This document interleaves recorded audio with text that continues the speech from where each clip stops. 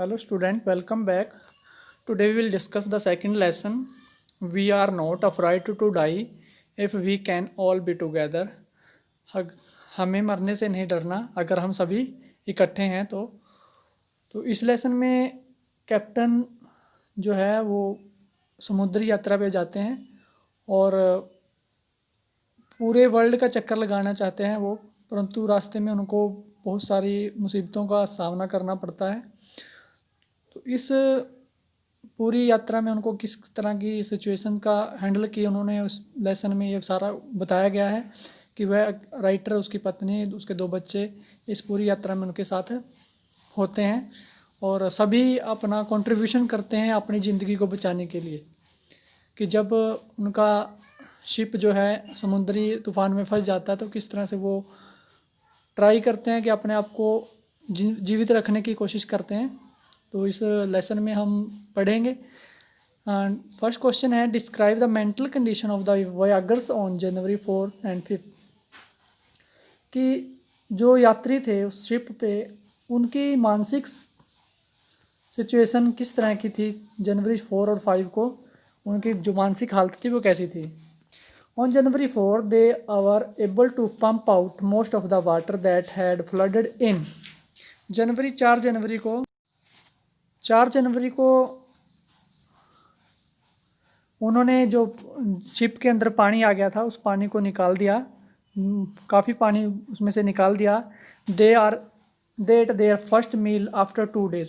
2 दिन हो गए थे उनको इस मुश्किल भरे जीवन को जीते हुए, तो 2 दिन में उन्होंने आज अपना जो भोजन किया था। But this relief was short lived, परंतु जो उनका ये थोड़ी देर की राहत थी वो थोड़ी समय के लिए थी। इन द इवनिंग, शाम हो गई तो black cloud began to build up behind them. तो रात शाम के समय दोबारा से काले रंग का बादल उनके पीछे शिप के बैक साइड में बनना शुरू हो गया।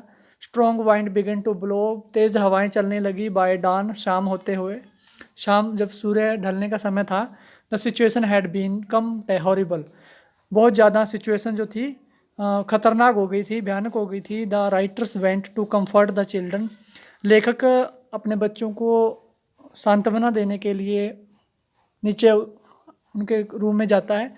John asked his father if they were going to die.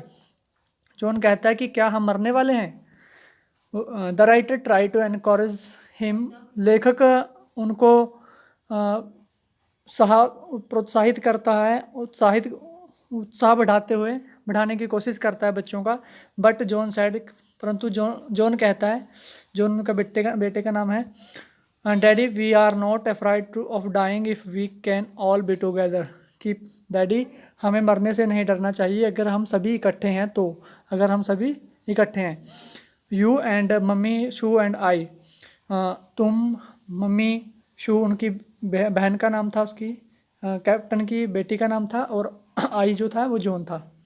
वो चारों उस शिप पे थे। The writer could find no word to reply, लेखक को अपने बेटे की बात का जवाब देने के लिए कोई शब्द नहीं मिल रहे थे।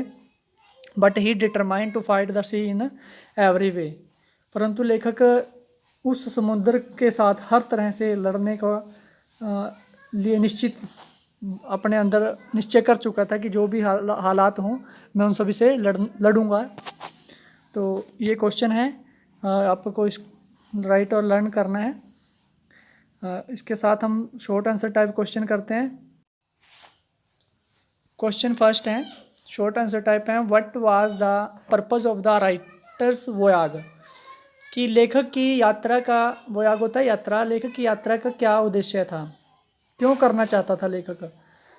आंसर है, he wanted to go on a round the world voyage. लेखक पूरे संसार का एक चक्कर लगाना चाहता था, संसार की यात्रा पे जाना चाहता था। He wanted to find the same route that had been follow by Captain James Cook 200 years earlier. लेखक भी उसी रास्ते से, उसी तरह से जाना चाहता था जिस तरह से कैप्टन जेम्स कुक 200 साल पहले, कैप्टन जेम्स कुक भी उसी पूरी दुनिया का एक चक्कर लगाया था। तो लेखक भी उसी तरह से अपने जेम्स कुक की तरह एक दुनिया का चक्कर लगाना चाहता था।